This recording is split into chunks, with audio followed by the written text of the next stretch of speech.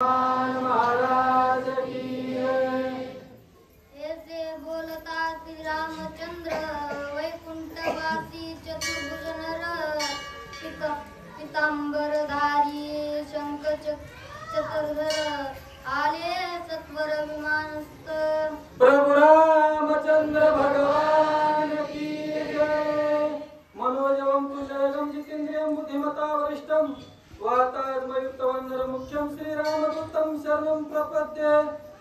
मस्तक हे पायावरी तुम्हावार करी संताची सेवेला सेवक झालो तुमच्या लागलो निज चरण आओ स्वामी तुझ्या देवा यावरी न करावा भेर।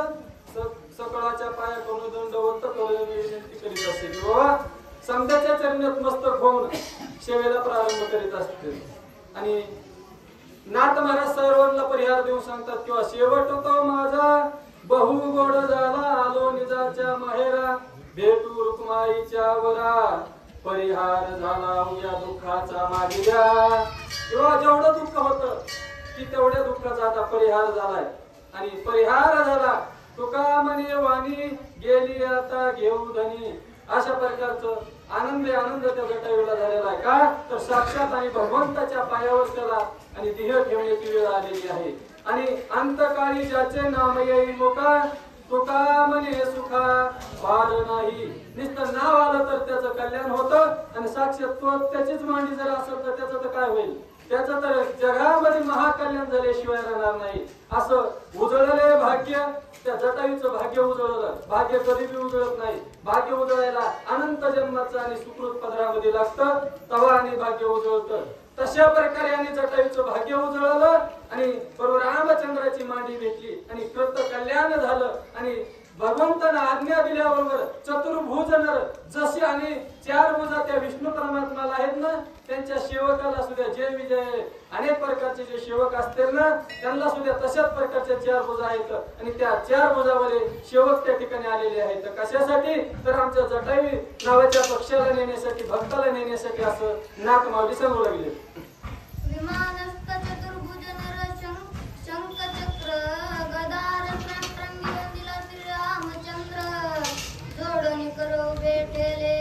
मग आणि ते काय झालेलं तर आकाश मार्गाने असं विमान आलेलं आहे आणि विमान येऊन त्या प्रभू रामचंद्राच्या ठिकाणी वनाच्या ठिकाणी उभा राहिलेला आहे आणि उभा राहिल्यानंतर सेवक खाली उतरले आणि साक्षात दंडवत आणि त्या साष्टांग दंडवत त्या प्रभू रामचंद्राच्या पायावर घातला आणि घालून हात जोडून सेवेसाठी आणि तत्पर राहिलेले आहेत। प्रभू रामचंद्राच्या मुखातून काय शब्द निघतो आणि त्यांचं आम्ही पालन करावा अशा प्रकारचं सेवक हे जर काम केलं ना तत्पर त्याचं सुद्धा कल्याण होतं। तसं ती सेवक प्रभू रामचंद्राची आज्ञेची वाट पाहू लागले म्हणतात।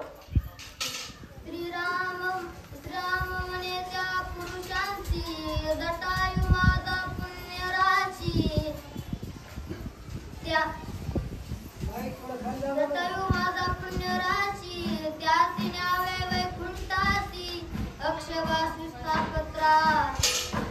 मग आणि काय झालेलं आहे प्रभू रामचंद्र आणि त्या सेवकाला सांगू लागलेले हे वैकुंठाचे सेवक तुम्ही माझी आणि आज्ञा पाळावं काय आणि जो माझा भक्त आणि जटायू आहे ना त्याला तुम्ही आणि वैकुंठाला घेऊन जा आणि वैकुंठाची मूर्ती जी आहे ती साक्षात एकनाथा घरी पाणी वाई हरी कावडीने तो साक्षात ज्या सुखाकारणे देव वेडावला वैकुंठ सोडून संत सदनी राहिला। ज्याला जे सुख पाहिजे होतं त्या वनात सुद्धा त्या जटायू कशी मिळालं आणि आनंद झाला। आनंदाच्या भरामध्ये सांगितलं हे सेवकांनो तुम्ही या जटायूला आणि काय करायचं वैकुंठाला उच्च पदावर तुम्ही बसवण्यासाठी घेऊन जा अशा प्रकारच्या आज्ञा त्या सेवकाला केली म्हणतात। विमान देखताची पाही जटायू झाला दिव्य देही लागला रामाच्या पायी म्हणे मी काय बंधू आता। मग आणि काय झालं अशा प्रकारचं प्रभू रामचंद्राने आज्ञा दिल्याबरोबर आणि लगेचच आणि हे देह आणि टाकून दिलेला आहे। देह टाकून दिल्यानंतर काय बाबा जी गोष्ट ज्या कार्यासाठी आणलेली आहे ना ती आणि त्या कार्यासाठी समर्पित झालेली आहे। देवे दिला देह भजना गोमटा त्यासी फुटला फाटा बालिकेचा। तसं जटायूला बाजाचं गत आणि फाट्या फुटलेला नाही ज्यासाठी देह आणला होता त्याच देहाने आणि भजन केलं आणि भजन केल्यामुळे परमार्थ महाधन जोडी देवाचे चरण अशा प्रकारचं महाधन आणि त्यानं जोडलेलं आहे।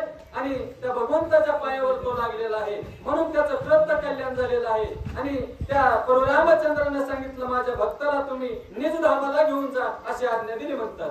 तुझे करिता सत्वन वेदशास्त्रात सासवड पडले मंजा महाराज मोठे कर बाया थांब आणि पुढचे हरिभक्त परायण शिवाजी महाराज मोठे चालेल